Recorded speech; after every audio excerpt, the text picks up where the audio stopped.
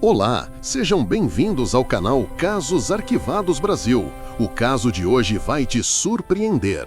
Seja muito bem-vindo ao Casos Arquivados Brasil, o seu portal definitivo para a verdade que se esconde sob as camadas do tempo. Hoje, mergulharemos no caso que se tornou um abismo de terror e contradições na história da justiça brasileira, um mistério hediondo que permanece ativo nas fissuras do tempo. O caso das crianças de Altamira, também conhecido como Casos dos Meninos Emasculados.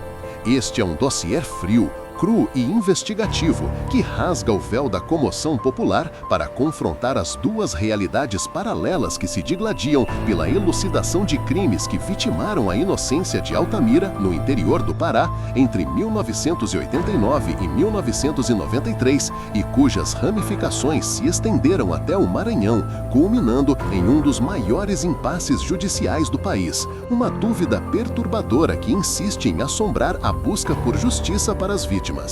O palco deste horror é Altamira, uma cidade que à época, no final da década de 80, estava imersa no contexto de expansão e caos inerentes à Transamazônica, um lugar onde a vulnerabilidade social e a falta de estrutura das forças de segurança criaram um terreno fértil para a impunidade.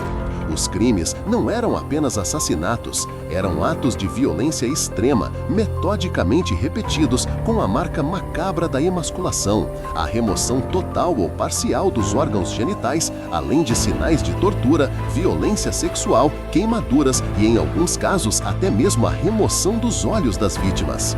O perfil era invariavelmente o mesmo: meninos pobres, de 8 a 14 anos, que viviam em situação de risco ou em comunidades carentes. A cronologia do terror inicia-se oficialmente por volta de 1989, mas é a partir de 1991 que a série de desaparecimentos e o achado de corpos mutilados passam a gerar um pânico incontrolável. A primeira vítima conhecida a ser emasculada e sobreviver foi José Sidney, em meados de 1989. O menino sobreviveu, mas a brutalidade da agressão marcou o início de uma escalada de violência que desafiava a capacidade investigativa local. A impunidade e a falta de recursos eram a regra. Em 1991, o desaparecimento de Ailton Fonseca do Nascimento, de 10 anos, seguido pelo achado de seus restos mortais 46 dias depois, chocou a já aterrorizada população. Em janeiro de 1992, Judir Raí da Cunha Chibaia, também criança, foi morto e emasculado, seu corpo encontrado em condições chocantes. A série de crimes, que atingiu um total de 6 mortos, 3 feridos emasculados e 5 desaparecidos, cujos nomes, como Jaenes da Silva Pessoa, Flávio Lopes da Silva, José Chagas da Silva, Clebson Ferreira Caldas e Edinaldo de Souza Teixeira, ficaram gravados na memória sombria da cidade, demonstravam um padrão que as autoridades não conseguiam decifrar. O corpo de Edinaldo, por exemplo, foi encontrado dentro de um poço em abril de 1992, um detalhe que adicionava uma camada de ocultação e desdém à série de atrocidades. O garoto Tito Mendes Vieira desapareceu em janeiro de 1991. Seu caso, anos mais tarde, se tornaria um ponto nevrálgico na disputa judicial pela autoria dos crimes.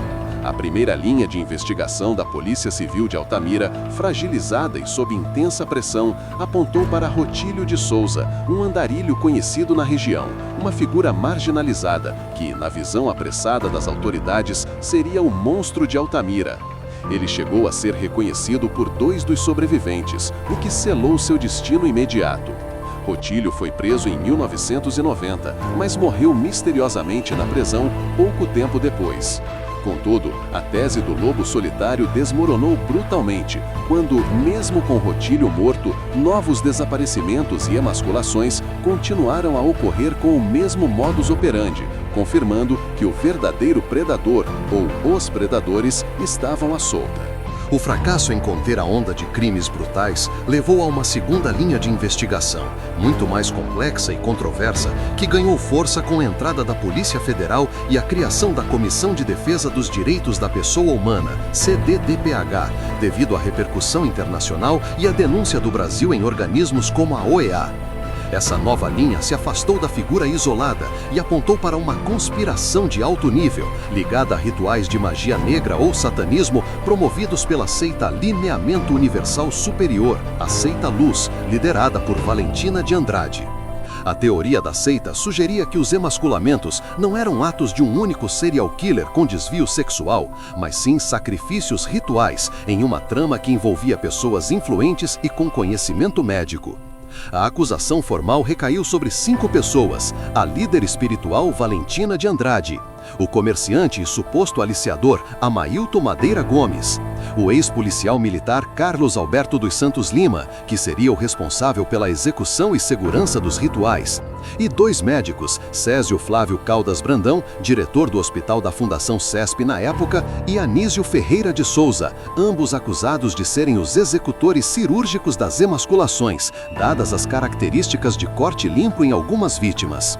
O processo judicial, que se arrastou por anos e foi marcado por inúmeras reviravoltas, pressões políticas e polêmicas, culminou em um júri popular em Belém, no ano de 2003, focado em 3 assassinatos e 2 tentativas de homicídio, os casos com maior número de evidências reunidas pelo Ministério Público sob a ótica da Seita Luz.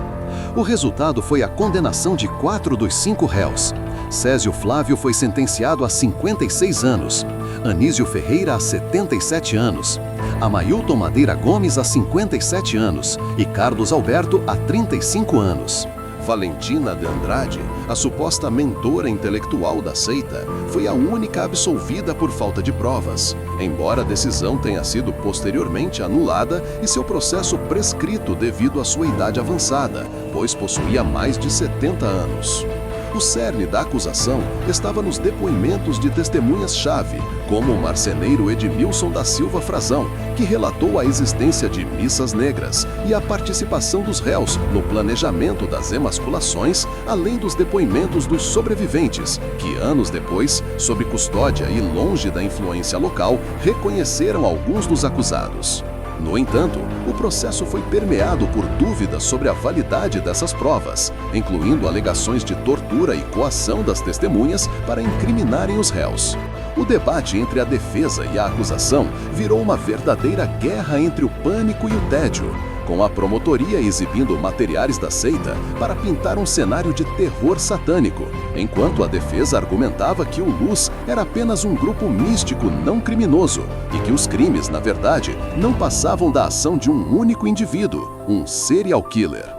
A reviravolta mais dramática e perturbadora na história do caso Altamira se deu de forma quase simultânea ao julgamento dos réus da Seita Luz, com a prisão de Francisco das Chagas Rodrigues de Brito no Maranhão, no final de 2003. Chagas, um mecânico de bicicletas que havia morado em Altamira por mais de uma década e depois migrado para o Maranhão, foi inicialmente preso pela morte de um garoto em São Luís.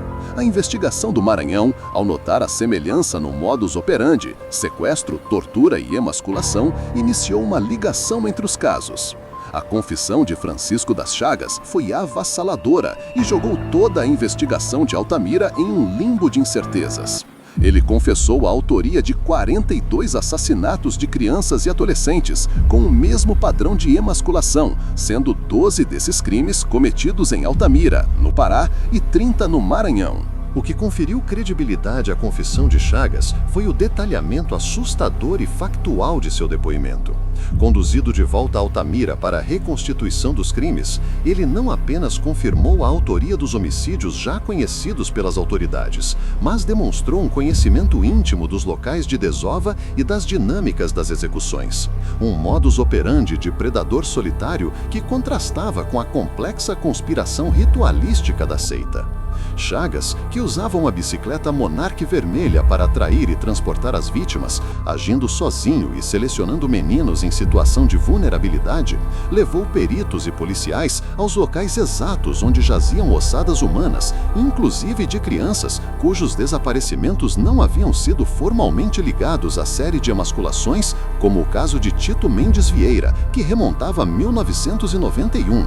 A perícia criminal do Maranhão, através do trabalho de análise de comportamento geográfico e perfilamento, conseguiu traçar o padrão geográfico dos crimes de Chagas, estabelecendo que o criminoso se deslocava entre Altamira e São Luís, sendo que a interrupção dos crimes no Pará coincidia com sua mudança para o Maranhão e os novos crimes no Maranhão com a sua presença lá. A materialidade da confissão de Chagas, reforçada por evidências forenses encontradas em sua residência no Maranhão, onde foram achados restos mortais e fragmentos de corpos de meninos, criou um paradoxo jurídico em Altamira. De um lado, 4 pessoas estavam condenadas em júri popular, cumprindo penas pesadíssimas, com base na tese da seita Luz e em provas cuja validade foi questionada.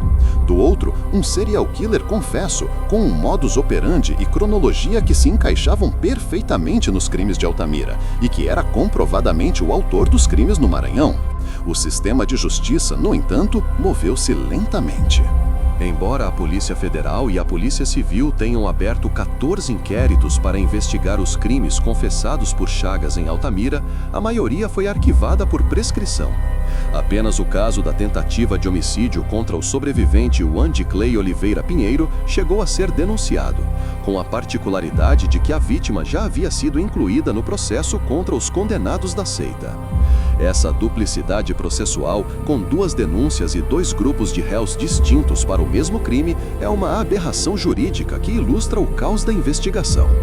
A dúvida que paira sobre Altamira é a espinha dorsal deste caos arquivado. Foram os crimes de Altamira, de 1989 a 1993, obra da seita Lineamento Universal Superior, liderada por Valentina de Andrade e executada pelos médicos e seus comparsas? Ou foram eles, em sua totalidade ou em sua maioria esmagadora, cometidos pelo serial killer Francisco das Chagas Rodrigues de Brito, que agia sozinho, aproveitando-se da negligência e desestrutura policial?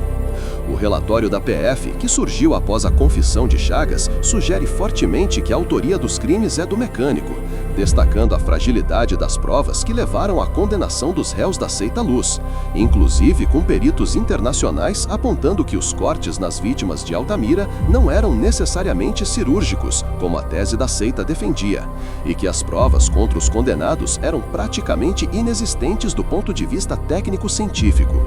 A Justiça brasileira, através do Tribunal de Justiça do Pará, negou reiterados pedidos de revisão criminal dos condenados, alegando que as novas provas, a confissão de Chagas, não haviam sido judicializadas em primeira instância, mantendo a validade das condenações originais.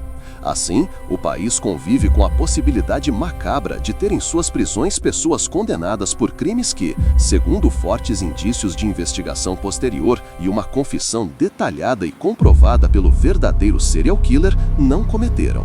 Os réus da seita, como o médico Césio Flávio, defendem sua inocência e apontam as falhas do processo, enquanto as famílias das vítimas permanecem no limbo, sem uma resposta unívoca e pacificada sobre quem realmente tirou a vida e a infância de seus filhos. O caso das crianças de Altamira não é apenas um registro de brutalidade, é um dossiê de falência institucional, de negligência com a infância vulnerável e de um sistema de justiça que, ao buscar uma resposta rápida para acalmar o pânico, pode ter aprisionado inocentes, enquanto o verdadeiro algoz Francisco das Chagas cumpre sua pena em outro estado, por outros crimes, mas com a confissão detalhada dos horrores de Altamira pairando como um espectro sobre as condenações originais. Este é o arquivamento de um processo que, na verdade, nunca chegou à sua conclusão ética e factual. A verdade em Altamira foi trocada por uma sentença. Fique conosco, no Casos Arquivados Brasil. Esse foi mais um mistério. Se você gostou, não esqueça de se inscrever no canal Casos Arquivados Brasil para não perder nenhuma investigação. Até a próxima!